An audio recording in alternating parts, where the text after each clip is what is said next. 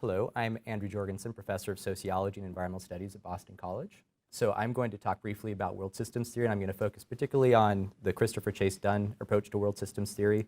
But first, more broadly, I do want to mention that this is kind of a larger tradition with different perspectives within it, and it's a tradition that's multidisciplinary. Most of the founders of this broader theory, and there's even a debate whether this is a theory or a perspective, and I really don't want to engage in that right now. But there's a lot, and it has its roots in historical sociology. Emanuel Wallerstein is probably the most well-known world systems scholar. And so some of you have probably heard that name before. You're probably more likely you've heard that name rather than Chase-Dunn. But I did want to talk about Chase-Dunn because I think that his work on the modern world system has a lot of implications for sustainability types of research. So a little bit about Chris Chase-Dunn. He's a distinguished professor of sociology at University of California, Riverside, and he's the director of what's called the Institute for Research on World Systems, and he's the founder of the Journal of World Systems Research. So he's really takes this very seriously.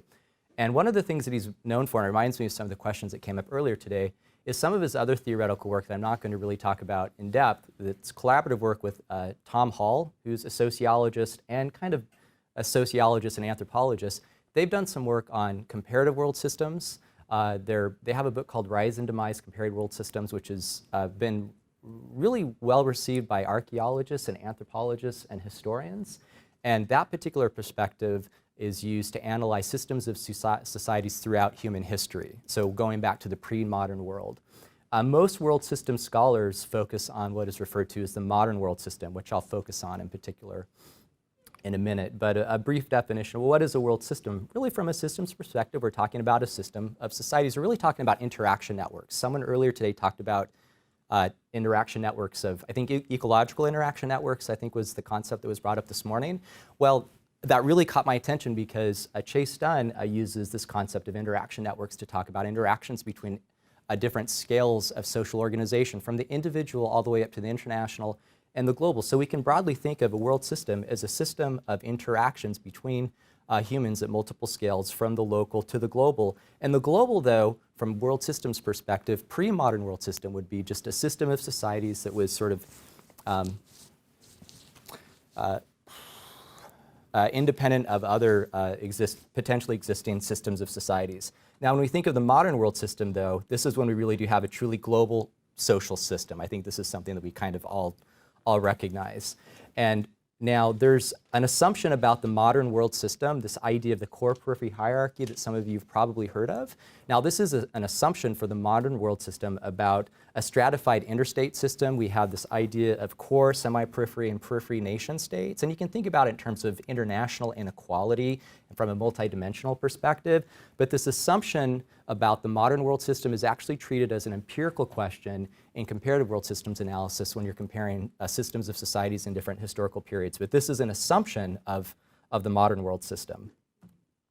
Now, Chase-Dunn's work on the modern world system is theoretical work that is most kind of, I think, recognized and influential is his work in a book, Global Formation. I highly recommend it. He draws a lot from political science and macroeconomics and history in this as well. And in this theoretical work, he attempts to specify these basic and normal operations of the system, which allows for a lot of modeling and a lot of hypothesis testing, which is something that has come up in discussions today. So these structural constants that are theorized to exist in the modern world system are things that I think a lot of us probably take for granted. This idea of we have a capitalist world system, but I would say capitalism's the idea that we have multiple forms of capitalism. And that's something that's debated within the world systems community, but Chase-Dunn would argue that we do have multiple forms of capitalism, that it's sort of fluid type of constant in a sense. We have this interstate system, something that political scientists spend a lot of time studying. So we have this idea of an interstate system that is part of this stratified interstate system between more powerful and less powerful nation states, core powers and core nation states and more peripheral nation states. And one of the things that is often overlooked in this perspective, though, is it's assumed that this is primarily about just economic power, but it's really about multiple forms of power, including geopolitics and military power. And that's something that Chase-Dunn greatly emphasizes that I think has a lot of implications for environment, society types of research. So we have these Systemic cycles. These are a bit more controversial. So we have this thing called the Kondratiev wave. Just think of these as large-scale business cycles. There are other kinds as well. And I had to be honest, so I had to put this up there, but I wasn't all that excited to talk about Kondratiev waves, because I think that among these sorts of assumptions that Chase-Dunn has put out there and others have put out there, I think the Kondratiev wave, or the business cycles, is one of the most controversial and debated ones among world system scholars and other historical social scientists. But you can think of these sort of large-scale sort of world economic cycles, an upward trend and a downward trend, and Kondratiev waves is one of them. And then we have something called the hegemonic sequence, and some have argued that the Kondratiev waves and the hegemonic sequence are interrelated in different sorts of ways. This is something that's also debated.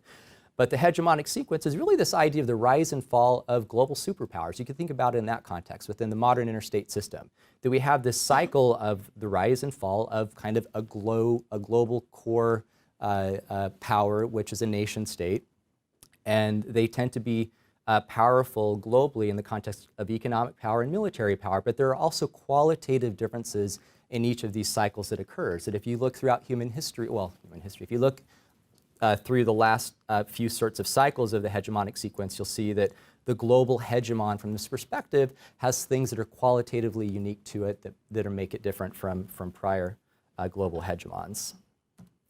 Okay, then we have these systemic trends.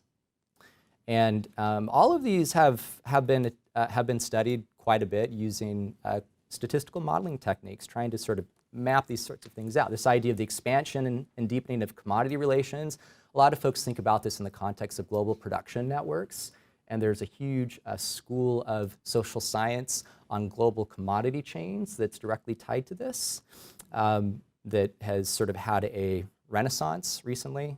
It's getting quite popular again. This idea of state formation that came up earlier, the emergence of the power of states over their populations has generally increased through time, even though within these trends there might be a long-term trend with different sorts of cycles. So of course, you know, the emergence of states and state power can be somewhat cyclical, but the idea is there's sort of a long-ward upward trend. The general increased size of economic enterprises in general, that the big ones have gotten bigger. This idea of international economic integration. This is a fancy way of saying economic globalization, frankly, which I'll talk about more tomorrow. The growing gap, this idea of the growing gap in the context of international inequality between the core and periphery, that depending on different metrics that you look at, you're likely to see this growing gap between core and periphery. And also this emergence of kind of global governance. And this is something that I think often gets overlooked, this idea that we have this emerging and unfolding type of international and then global governance. And you can sort of look at this historically. You know, these common examples are thrown out there: the League of Nations, the UN, the World Bank, the IMF. And what I wanted to say about this, though, based on some of the conversations that come earlier, is this is also, I think, shows where this perspective overlaps with the world society tradition in some important ways that was brought up earlier. And it's kind of a genealogy of these perspectives where Chase-Dunn's mentor and advisor was John Meyer, who is the founder of world society theory, who in turn had many other successful students that have developed the world society perspective. And oftentimes world systems theory and world society theory are treated as being at great odds with one another, but if you look at the Chase-Dunn perspective, you'll see that actually they're really not as at odds with one another as you might think. And just, I'll talk about this more tomorrow, but just to give some validity to what I said about using historical quantitative data to try to look at some of these long-term cycles and trends. This top slide here is from a study of looking at historically hegemonic rise and decline, looking at historic quantitative data on levels of economic development, which is, there's a lot of, this is tricky stuff, using data like this going back centuries. But from this perspective, though, there appears to be some general evidence of sort of this cycle of a Dutch hegemony, then a British hegemony, then US hegemony. And then there's been a big debate within this perspective about have we had another recent round of US hegemony, or have we had something else? Has the world sort of changed? Perhaps we're no longer going to have like a nation that's the global hegemon. Maybe we're going to have a regional superpower now. And then the bottom here, this is looking at this idea of increasing global economic integration, looking at trade globalization through time using a pretty creative methodology, and also accounting for the size of domestic economies and the world economy and how that shifts through time, and looking at trade relationships. And when you do this, though, and this really gets at a kind of an ongoing, well, I guess it's still an ongoing debate in the social sciences about is globalization new or not?